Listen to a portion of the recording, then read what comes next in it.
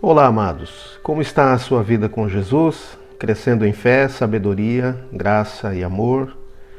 Eu quero nessa manhã dividir contigo uma mensagem. O que está acima do sofrimento? Quero refletir com você sobre algo que eu li e tenho meditado em Marcos, capítulo 5 e versículo 25, que diz o seguinte: Estava ali certa mulher, que havia 12 anos, vinha sofrendo de uma hemorragia. Ela havia padecido muito nas mãos de vários médicos e gastado tudo o que tinha, sem contudo melhorar de saúde. Pelo contrário, piorava cada vez mais.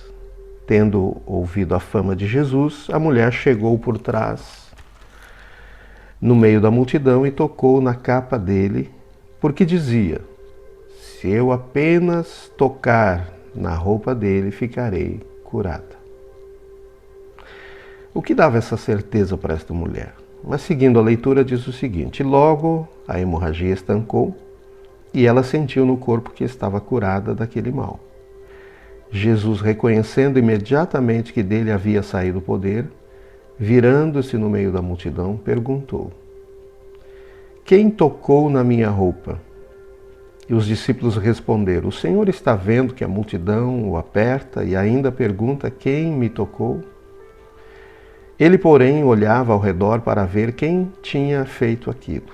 Então a mulher, amedrontada e trêmula, ciente do que lhe havia acontecido, veio, prostrou-se diante de Jesus e declarou-lhe toda a verdade. Então Jesus lhe disse: filha, a sua fé salvou você. Vá em paz e fique livre desse mal. O sofrimento, segundo diz o dicionário, é caracterizado pela sensação de dor, mal-estar e infelicidade em uma pessoa. O sofrimento pode vir por uma situação física, um problema de saúde, um problema emocional. O que muitas vezes faz uma pessoa sofrer fica longe da percepção e do conhecimento da outra. Porque às vezes são coisas muito particulares, internas, coisas que não são visíveis. Às vezes tormentos na mente, nas emoções, medos, fobias, tantas coisas. Mas o sofrimento é uma realidade para todo ser humano, para todos nós. Mas o que está acima do sofrimento? Ou será que o sofrimento está acima de tudo na vida das pessoas? Estamos diante de gerações diferentes. Existe uma geração, a geração dos meus pais, e parte a minha geração mesmo, veio de uma mentalidade, de um entendimento de que o sofrimento era a base da sua vida. Então, muitas vezes eu ouvi meus pais, e muitas vezes a gente temos ouvido pessoas de gerações em que tem como base o seu sofrimento, fazem questão de dizer aos seus filhos, aos seus netos, o que passaram na vida, o que tiveram que superar, o que tiveram que abrir mão para chegar onde chegaram, ou para superar o que superaram, ou para abrir caminho e proporcionar aos seus filhos aquilo que conseguiram proporcionar. Então o sofrimento para essa geração é a base da sua vida. Mas por outro lado, existe uma geração que não foi preparada para o sofrimento. Não foi preparada para lidar com aquilo que tem que passar.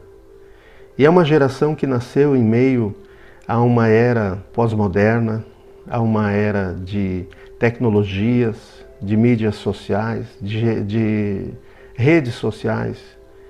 E é uma geração que vê o mundo virtual como mais atraente do que o mundo real. É uma geração que evita, se for possível, de todas as formas, a realidade da vida, as dificuldades, os problemas, e como preparar esta geração, mas também, por outro lado, como curar o coração de uma geração que tem como base o sofrimento, que não viu seus sonhos se realizarem, que tiveram que abrir mão de tantas coisas. E aqui nós lemos a história desta mulher que nos deixa uma inspiração. Não sabemos nem o nome dela, mas ela simplesmente era uma mulher que durante 12 anos tentou buscar a cura de uma enfermidade que lhe fazia sangrar. E esse sangramento pelas crenças da sociedade, do mundo que ela vivia, lhe tornava uma mulher impura. Então ela não podia tocar e nem ser tocada. Imagine uma mulher que parou de expressar seus afetos, seus sentimentos e de receber também seus afetos e seus sentimentos,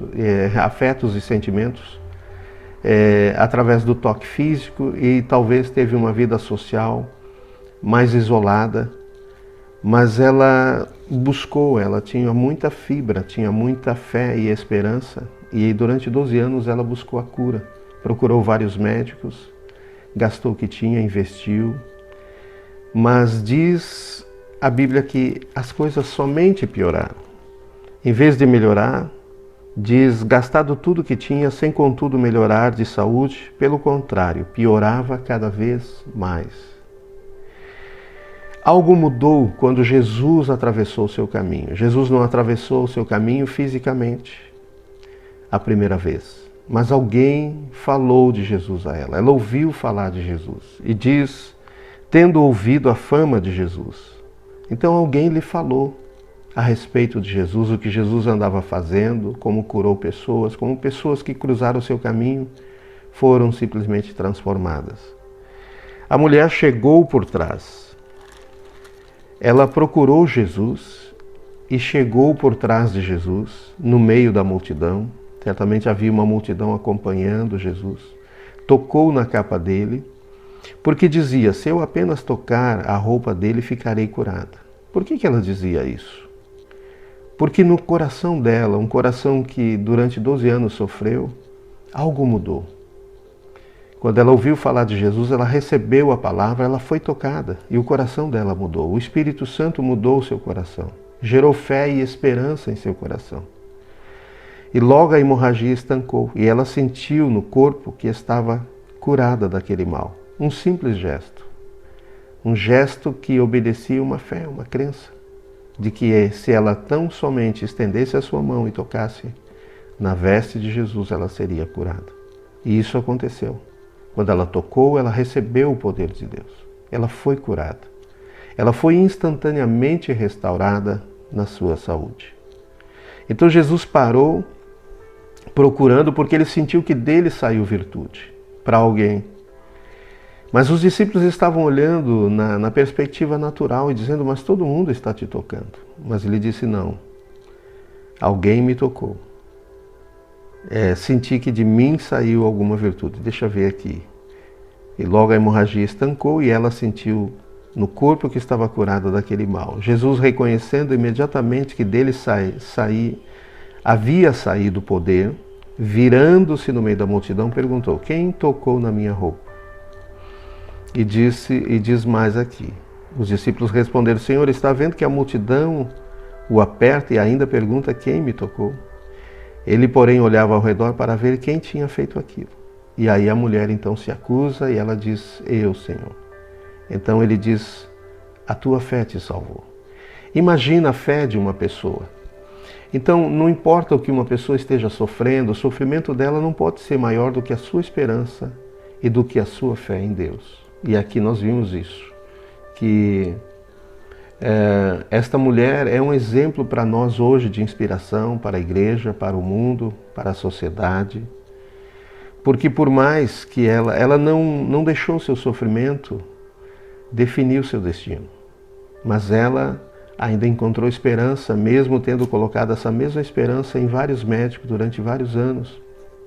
Mas qual a diferença que Jesus fez na vida dela, que os médicos não puderam fazer, que a sociedade não pôde fazer, que o seu dinheiro não pôde fazer? Então a minha pergunta, para nós seguirmos adiante, que diferença Jesus tem feito na sua vida? Para nós que já somos cristãos, evangélicos, pastores, ministros de Deus, que diferença Jesus tem feito em nossa vida? Que diferença o Evangelho tem feito em nossa vida? Para você, seja de que religião, você seja de que crença você tem abraçado, mas eu faço essa pergunta. Qual a diferença que Jesus tem feito na sua vida? Talvez você nunca tenha parado para ouvir falar de Jesus, ou tenha ouvido, mas tenha rejeitado. E talvez hoje ele está querendo, como no caso desta mulher, fazer a diferença que outros não podem fazer. Então quero falar aqui sobre 5 coisas importantes que eu tenho recebido inspiração nessa mensagem, nesse texto, e também através do Espírito de Deus. O sofrimento que você está passando, ou que já passou na vida, ou que ainda passará, não pode ser maior do que a sua fé e a sua esperança em Deus. E a primeira coisa que eu queria deixar aqui é que Jesus é maior do que o nosso sofrimento. Isso nós vimos aqui claramente na história dessa mulher. Ele se tornou maior do que o sofrimento de 12 anos daquela mulher. Jesus na cruz comprou o nosso sofrimento. Por trás do nosso sofrimento, acima do nosso sofrimento, do seu sofrimento, está Jesus. Porque Ele comprou você, você pertence a Ele. Ele morreu na cruz para salvar todos aqueles que estão perdidos e que precisam ser encontrados. E não vão se encontrar numa religião. Somente Jesus pode nos reconciliar com Deus, com o nosso Pai. E quando Ele morreu na cruz, Ele comprou a todo homem e toda mulher. E Ele nos comprou. E comprou-nos com nossas virtudes, mas também com nossos defeitos e com todo o sofrimento. Ele pode dar um jeito nesse sofrimento. Ele pode nos ensinar a vencer o nosso sofrimento. Essa mulher, quando ela recebeu graça, recebeu fé e esperança em Jesus, ela venceu o seu sofrimento. Ela caminhou independente da dor, do sangramento, até tocar em Jesus. E Jesus a curou e a restaurou. E aprendemos que o sofrimento, ele é real, mas ele não pode ser eterno. Jesus já venceu na cruz todo o poder do sofrimento. O sofrimento ele pode destruir muitas vezes uma pessoa, roubar suas expectativas de vida, mas na cruz, quando Jesus comprou, através do seu sangue, a vida de cada um de nós, Ele também comprou as chaves para abrir portas e para destruir a dor e o sofrimento humano. A segunda coisa que eu quero falar é que qual é o propósito da nossa existência? Nós não viemos a este mundo, nós não existimos por acaso. Há um propósito da parte de Deus, que ninguém vai poder nos revelar, a não ser o próprio Deus, como revelou essa mulher. O propósito de Deus na vida dessa mulher não era que ela sofresse, lutasse com suas forças, com seu dinheiro, buscasse ajuda até mesmo, contratasse médicos, fizesse tratamento médico e tudo terminasse pior. Ela não veio para sofrer. Não era o propósito da existência de Deus para a vida dessa mulher. Havia um propósito que só Deus podia revelar, que só Jesus podia manifestar. Então, qual o propósito da sua existência? Por que você existe? Por que você veio a este mundo? Não pode deixar tudo que você passou e tudo que você sofreu até aqui definir o propósito da sua existência. Em Efésios 1, do 3 ao 8, eu leio aqui um texto tão lindo, tão tremendo, que diz: Bendito seja o Deus e Pai de nosso Senhor Jesus Cristo, que nos abençoou com todas as bênçãos espirituais nas regiões celestiais em Cristo. Antes da fundação do mundo, Deus nos escolheu nele para sermos santos e irrepreensíveis diante dele. Em amor nos predestinou para ele, para sermos adotados como seus filhos, por meio de Jesus Cristo, segundo o propósito da sua vontade, para louvor da glória da sua graça, que ele nos concedeu gratuitamente no amado. Nele temos a redenção pelo seu sangue, a remissão dos pecados segundo a riqueza da sua graça, que Deus derramou abundantemente sobre nós em toda sabedoria e entendimento. Então aqui mostra claramente qual o propósito, por que existimos, qual o propósito da nossa existência na perspectiva de Deus. É que nós fomos criados para o louvor da sua glória, para que Deus seja glorificado em nós. E através de Jesus nós somos salvos. Nós somos transformados, então precisamos nos render, nos entregar a Ele, crer nele e caminhar para Jesus e passar a viver com Jesus e deixar o poder de Deus nos transformar, a sua glória transformar as raízes de sofrimento da nossa existência e deixar marcas da manifestação poderosa de Deus. Há uma glória, em Romanos 8:18 diz que há uma glória para ser manifestada em nós. As provações desse tempo presente não são para ser comparada com a glória que está por vir a ser revelada ou manifestada em nós. Então não podemos comparar o que temos passado com aquilo que Deus está para fazer. 1 Coríntios 2, do 9 ao 10 diz, mas como está escrito? O que está escrito? Que o que olho não viu, o que ouvido não ouviu, o que o coração humano não imaginou, Deus tem preparado para fazer na vida daqueles que amam a Ele. Então Deus nos chamou para amá-lo. Nós fomos criados por Deus para vivermos em um ambiente de glória, mas estamos acostumados demais a permitir que o sofrimento dobre as nossas vidas e condicione o nosso destino. Deixamos se criar em nós uma mentalidade de autopiedade, de lamentação, de coitadismo, como a nação de Israel, quando Deus libertou eles da escravidão e eles peregrinaram pelo deserto na liderança de Moisés. Tudo levava eles a reclamar, a se queixar e a olhar o passado. Mas hoje nós temos que olhar o que Deus colocou diante de nós. Um tempo de salvação, de cura, de libertação e de transformação. A terceira coisa é que aprendendo a enxergar com os olhos da fé. Essa mulher precisou aprender a olhar a vida dela não pelo que ela tinha vivido, não pelas circunstâncias que ela tinha passado, mas por aquilo que Deus estava gerando no seu coração, uma esperança, uma fé. A fé, os olhos da fé são os olhos espirituais do nosso coração, que quando Deus abre esses olhos espirituais do nosso coração, Ele nos permite olhar e enxergar além da circunstância da nossa vida. O que está por trás daquilo que passamos. O que está por trás é o que Deus está para fazer. É o que o poder de Deus pode realizar. Precisamos aprender a olhar a nossa vida através dos olhos da nossa fé. A vida e o mundo ao nosso redor fica mais colorido e apaixonado quando olhamos por fé e não por vista. Mas essa paixão não é a paixão humana, mas é a paixão do amor de Cristo gerado em nossos corações, que transforma a nossa perspectiva de vida, como transformou daquela mulher. Então ela não deixou mais o sofrimento olhar e ver que a vida dela era ruim, que era difícil, mas que havia uma esperança. E é isso que a fé em Hebreus 11, desde o 1 até o 6, nos fala, que a fé é a prova daquilo que não se vê e de fatos que não se vê, e daquilo que nós esperamos, a convicção daquilo que nós esperamos. Então a fé muda a nossa perspectiva de vida. Mudou a de Jeremias quando Deus o chamou para ser um profeta sobre as nações, e ele disse, eu não passo de uma criança. E Deus disse, não diga mais isso, não fale mais isso, mas o que eu te disser, tu farás, e o que eu te falar, isso tu dirás. Então, nós olhando, nós temos muitos exemplos bíblicos, Ezequiel e o Vale de Ossos Secos, no capítulo 37 do livro de Ezequiel. Deus leva ele a enxergar a nação com a perspectiva daquilo que Deus está para fazer. Precisamos olhar para a nossa nação, o Brasil hoje, e enxergar na perspectiva de Deus. Olhar para a sociedade e enxergar na perspectiva de Deus. Não podemos mais olhar a partir daquilo que nós temos visto e a partir daquilo que nós temos presenciado a nossa nação viver.